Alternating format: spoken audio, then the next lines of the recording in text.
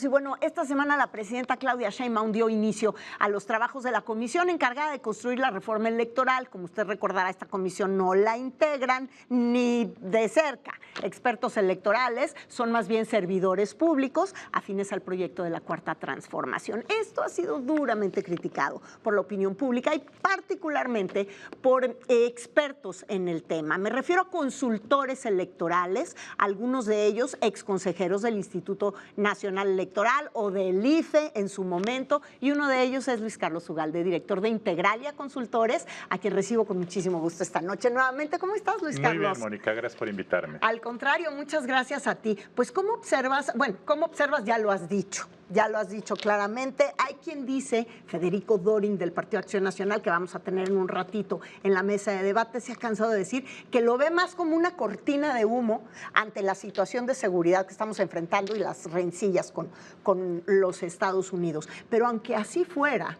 es muy delicado, tal vez, y en eso pueden tener ustedes toda la razón, presentar una comisión donde históricamente estaba sobre todo la voz de la oposición y hoy es sobre todo lo que está ausente. Sin duda. Primero voy a decir que el sistema electoral tiene cosas que funcionan bien y tiene cosas que funcionan mal. Entonces, una buena reforma electoral puede cuidar lo que sirve y cambiar lo que no sirve. Eso me parece que es muy sensato. Dos, para poder lograrlo, pues se tiene que tener mucha gente que piense de diferentes maneras. El riesgo de esta reforma es que acabe siendo un diálogo en donde solamente se escuchan a los amigos, solamente se privilegia parte de la historia y entonces hace una reforma parcial. El gobierno tiene el discurso de que hay una nueva mayoría y que tiene todo el derecho para hacer los cambios que le plazcan. Y la oposición, otros expertos y mucha gente pensamos que una reforma electoral democrática es y debe ser parte de un consenso. La mayoría manda, sí, la mayoría tiene los votos, pero aquí el consenso es muy importante porque son las reglas para distribuir la baraja. Sobre eso que estás diciendo, la semana pasada la diputada de Morena, Mariana Benítez, decía que en realidad, ¿por qué se espantaban tanto si lo único que estaban haciendo era un diagnóstico de cómo de la situación de las cosas en este sentido para una reforma electoral? Mi pregunta es, ¿ese diagnóstico no tendría también que estar acompañado de voz de la oposición? Por supuesto, pero es que este diagnóstico se puede hacer de dos maneras. El diagnóstico ¿Quién debe de hacer el diagnóstico? El diagnóstico lo debe hacer la gente, lo debe hacer los expertos, lo deben hacer las universidades, lo deben hacer los partidos, todos. Pero los diagnósticos puedes decir la misma cosa de una forma o de la otra. Por ejemplo, los pluris. Es cierto que los llamados pluris han sido usados en muchas ocasiones por los dirigentes de los partidos para darle privilegios a sus cuates, a sus leales. Eso es cierto. También es cierto, por ejemplo, que el dinero de financiamiento de los partidos a veces se lo quedan las dirigencias de los partidos. Eso es real. Pero entonces, tú puedes decir a la gente, los pluris son buenos o malos. La gente te va a decir, son malos, quítenlos. Pero también puedes decir, ¿quieres que haya un Congreso plural donde todos tengan cabida, donde haya diversas voces? La gente te va a decir sí.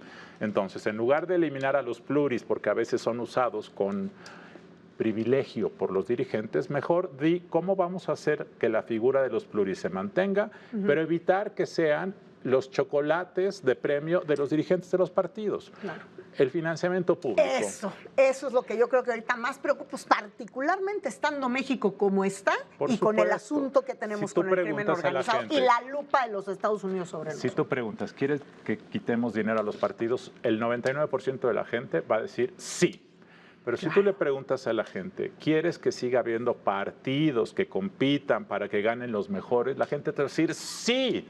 Entonces, mejor mantén el financiamiento público. Por supuesto que se puede reducir una porción, pero en lugar de eliminarlo, mejor cómo garantizamos que se use bien y no se lo embolsen algunos dirigentes de los partidos. No, y fiscalizar de dónde salen los recursos en caso de que no sean los recursos del Estado. Y porque luego, entonces, si vas a vigilar el dinero público de los partidos, también hay que vigilar el dinero que corre por debajo de la mesa.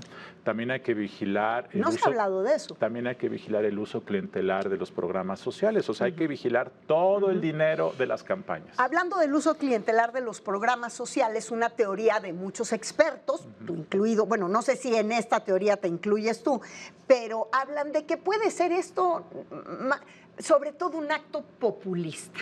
¿Y por qué saco este tema a la mesa? Porque entiendo que estás invitado por la Universidad de Harvard a encabezar un proyecto que tiene que ver con el populismo en México, Estados Unidos y la relación bilateral. ¿En qué momento se te viene a invitar a esto, mi querido Luis Carlos? Sí, el Centro de Estudios Internacionales, el Centro de Estudios Internacionales Waterhead de la Universidad de Harvard me invitó a coordinar un proyecto para analizar el futuro de la relación México-Estados Unidos. Imagínate. Y en particular lo que queremos entender, y ese es el proyecto, es cuál es el impacto del populismo allá y el impacto del populismo aquí sobre la confección de la relación bilateral. ¿Qué va a pasar con Trump y su impacto sobre México? ¿Qué va a pasar con el impacto en el tema de la seguridad? ¿Qué va a pasar con la migración?